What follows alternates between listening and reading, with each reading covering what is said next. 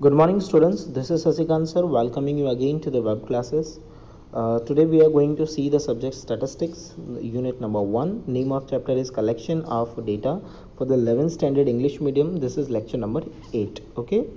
So without wasting any further time, let's move. So we had completed the sources of primary data. There are three methods: direct inquiry method, indirect inquiry method और questionnaire method, जिसमें questionnaire method में दो type थे, questionnaire by post and questionnaire by enumerator. Okay, so आज हम देखने वाले हैं sources of secondary data. Secondary data मतलब जो रेडीमेड मिलता है ना, उस डेटा, वो डेटा कहाँ से ऑब्टेन किया जाता है. तो देखो, सोर्सेस ऑफ सेकेंडरी डेटा का मतलब है कि हमें खुद ऑब्टेन करने नहीं जाना है, जिसने ऑलरेडी ऑब्टेन कर लिया है उससे यूज़ करना है, उससे लेकर के यूज़ करना है. क्लियर. तो सोर्सेस ऑफ सेकेंडरी डेटा में सबसे पहला आता है गवर्नमेंट पब्लिकेशन. गवर्नमेंट पब्लिकेशन मतलब क्या? तो जैसे कि आप जानते हो कि गवर्नमेंट जो है हर कुछ पर्टिकुलर टाइम पे एम्प्लॉयमेंट है, ये एम्प्लॉयमेंट है, फिर बाद में अनएम्प्लॉयमेंट है, पोवर्टी है, पॉपुलेशन है, ठीक है. तो ये सारी डेटा गवर्नमेंट कलेक्ट करती है. अब अगर आपको जानना हो कि इंडिया की पॉपुलेशन कितनी है, तो क्या खुद गिनने जाओगे? हाँ, तो वहाँ खुद गिनने नहीं जाना है, वहाँ हमें गवर्नमेंट का डेटा यूज़ कर लेना है. What ever the data is, 2-4 crore इधर उधर होगा, कोई फ़र्क नहीं पड़ता, कौन जाने वाला है गिनने. ठीक है. So government publications. So government publication जैसे कि there are number of central and state government organisation which collect statistical data and publish their finding in the interest of the public. Some government publishers provide data on a periodical and regular basis. For example, Central Statistical Organization. देखो ये सारा short form है ना, याद रखना. हाँ, exam में पूछे जाते हैं. CSO फुल फॉर्म क्या है? Central statistical organisation. NSSO national sample survey organisation. ठीक है. फिर registrar general and census commission of India, ये जो है पॉपुलेशन की डेटा कलेक्ट करती है. फिर ICAR Indian council of agricultural research. Statistical abstract Gujarat state. Statistical outline Gujarat state. Socio economic review Gujarat state. ये सारी चीज़ें हैं. तो इसमें आपको ये पूछा जाएगा, explain the sources of secondary data from government. तो आपको कुछ नाम लिखने होंगे. क्या होगा? CSO, NSSO, ICAR, registrar general of census, commissioner of India. ये सारे नाम आपको लिखने हैं. तो इसमें से इस पॉइंट में से ये क्वेश्चन बनता है. क्लियर. तो sources of secondary data point number 1 था गवर्नमेंट पब्लिकेशन. गवर्नमेंट पब्लिकेशन के बाद आता है semi government publication. Semi government publication मतलब जो थोड़ी प्राइवेट है और थोड़ा गवर्नमेंट भी है, मतलब ना पूरी गवर्नमेंट है ना पूरी प्राइवेट है. जैसे कि semi government organisation such as life insurance corporation of India. Life insurance आपको पता होगा 51% स्टेक जो है वो गवर्नमेंट के पास है और 49% स्टेक जो है वो पब्लिक के पास है. So state electricity board regularly publish various type of important data. तो LIC है, ये सारे जो कॉरपोरेशंस हैं, ये डेटा जो है वो पब्लिश करते रहते हैं, तो उनकी data. Then international publication. International publication मतलब कि जो पूरे वर्ल्ड लेवल पे काम करता है. वर्ल्ड लेवल पे मतलब उसका किसी एक पर्टिकुलर कंट्री के साथ लेना देना नहीं है, वो पूरे वर्ल्ड की सभी कंट्रीज़ के साथ कनेक्टेड है. जैसे कि international organisation like united nations organisation UNO, international monetary fund IMF, international labour organisation ILO publishes that important data. आपको ये भी नाम याद रखने, जितने शॉर्ट फॉर्म इसमें आ रहे हैं सारे याद रखना है. अगर ऐसा पूछ लेते हैं, state the names of sources of secondary data from international publication, तो आपको 3 नाम एटलीस्ट लिखने हैं. कौन कौन सा? United nation organisation, international monetary fund, international labour organisation etcetera. Okay. Then उसके बाद है point number 4, report of research organisation. Research organisation मतलब जो लैब वेब में रिसर्च करते रहते हैं, वो लोग भी कोई ना कोई डेटा पब्लिश करते रहते हैं. जैसे कि research institute like Ahmedabad textile industries research association, जिसको शॉर्ट में कहते हैं ATIRA, ATIRA. Physical research laboratory PRL, Ahmedabad salt and marine research laboratory Bhavnagar, institute of economic growth Delhi, national council of applied economic research Delhi, provide data of their publication, ठीक है।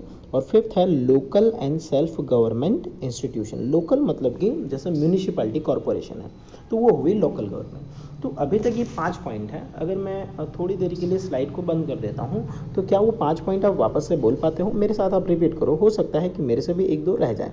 देखो, अगर मैं ये स्लाइड छोड़ देता हूँ तो हमारा पहला था गवर्नमेंट ऑर्गेनाइजेशन, है ना, गवर्नमेंट ऑर्गेनाइजेशन। फिर second point was semi government organisation. Third point was international organisations, yes, international organisation के बाद में रिसर्च इंस्टीट्यूट्स, रिसर्च इंस्टीट्यूट के बाद में फिफ्थ था लोकल गवर्नमेंट, है ना। इस तरह से 5 पॉइंट हो गए। अब सिक्स्थ पॉइंट है न्यूज़पेपर एंड न्यूज़ एजेंसीज। सो जो न्यूज़पेपर्स हैं या न्यूज़ एजेंसीज़ हैं वो भी हमें डेटा देते हैं। जैसे publication of business and commerce organisation, publication मतलब जो पैम्पलेट या फिर पीरियडिकल्स या बुक टाइप के पैम्पलेट छापते हैं वो, जैसे federal of Indian chamber of commerce and industry publishes the journal Economic Trends. Institute of Chartered Accountants publishes the journal The Chartered Accountant, and the Institute of Foreign Trade publishes the journal Foreign Trade Review. और last है newspaper and periodicals. The data regarding the economic, commerce, business report etcetera can be collected from the different newspaper periodicals like economic, political, weekly, ये सारी चीज़ें। अब इसमें दिव्य भास्कर, गुजरात समाचार सब add कर सकते हो आप, ठीक है, क्योंकि न्यूज़पेपर है, हाँ, कोई भी नाम लिखे जा सकते हैं। तो these are the 7 sources according to the book, 7 sources of collecting secondary data. एक बार फिर से उनके नाम याद कर लो, मैंने स्लाइड जो है वो चेंज कर दी है, लेकिन हम अभी भी बात कर रहे हैं sources of secondary data. First was government organization, semi-government organization, research institute, international organizations, then local government, then newspaper and publications, and some association, public business and some commerce organization, okay. Then last topic है आज का और इस chapter का, precautions while using the secondary data। Secondary data use करते time हमें कौन कौन से प्रिकॉशंस रखने हैं। So these are the precautions should be kept while using the secondary data. First है before using the secondary data it should be verified who has collected the data and from where the data is collected. The data obtained from the record private organization may be less reliable as private organization collect data according to their own ideologies। देखो, जैसे कि ये कह रहा है कि किसने data collect किया वो भी ध्यान रखना है, क्योंकि प्राइवेट इंस्टीट्यूट जो है वो खुद के बेनिफिट के लिए डेटा कलेक्ट करती है, आपके बेनिफिट के लिए नहीं। तो उनको जैसा सूटेबल होगा वैसा डेटा कलेक्ट करेंगे, ठीक है। The purpose of collecting data must be relevant to the purpose of study, मतलब जो भी डेटा है कलेक्ट किया है वो हमारे स्टडी से रिलेटेड होना चाहिए, अदरवाइज डेटा कोई मतलब का नहीं है, बिना काम का हो जाएगा।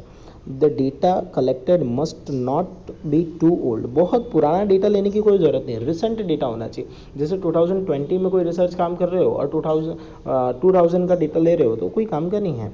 It should B relevant with the current time period, for the example price of grain, gold, petrol, etc. Okay, then before using the secondary data, the matter regarding the scope of the data, the region for which the data are collected, and definition of the term used in the data should be ascertained। मतलब कि कौन कौन से नए, अगर कोई नए words use किए हैं तो वो भी बता देने चाहिए। आपने जो डेटा कलेक्ट किया उसका स्कोप क्या है, कहाँ कहाँ यूज़ किया जा सकता है, वो भी लिखा हुआ होना चाहिए। Direct use of estimated data should be avoided, estimated data avoid करना चाहिए। जैसे कि मान लो पॉपुलेशन जो है 10 साल में एक बार काउंट किया जाता है, लेकिन फिर भी हम कह रहे हैं ना अभी 132 करोड़, 135 करोड़, तो ये कहाँ से आता है? ये कोई गिनने नहीं गया, ये सिर्फ एस्टिमेट है। The estimates given in the data may be wrongly calculated. And the last, the method of collection of the data should be known, कौन से मेथड से डेटा कलेक्ट किया गया है वो भी पता होना चाहिए, क्योंकि डेटा कलेक्ट करने के 3 मेथड थे। कौन कौन से थे? Direct inquiry method, indirect inquiry method and questionnaire method. तो क्या उसके जो एडवांटेजेस और डिसएडवांटेजेस हैं उससे बंदा फैमिलियर हो। To get proper benefit of secondary data it should be used with the above precautions. Okay, so इस चैप्टर में इतना ही। ये चैप्टर होता है फिनिश। आपको इस चैप्टर की कंप्लीट एक्सरसाइज जो है वो करनी है, ठीक है। और आज का ये क्वेश्चन तो लिखना ही है। क्या लिखना है? एक explain the sources of secondary data and precautions while using the secondary data. ये रहा आपके लिए होमवर्क का क्वेश्चन। ये 2 होमवर्क के क्वेश्चन आपको करना है।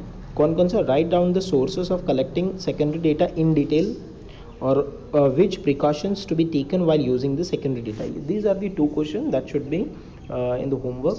ये आपको इतना करना है. आज के लिए इतना ही. Thank you students. Thank you for now. Bye bye. Stay home and stay safe.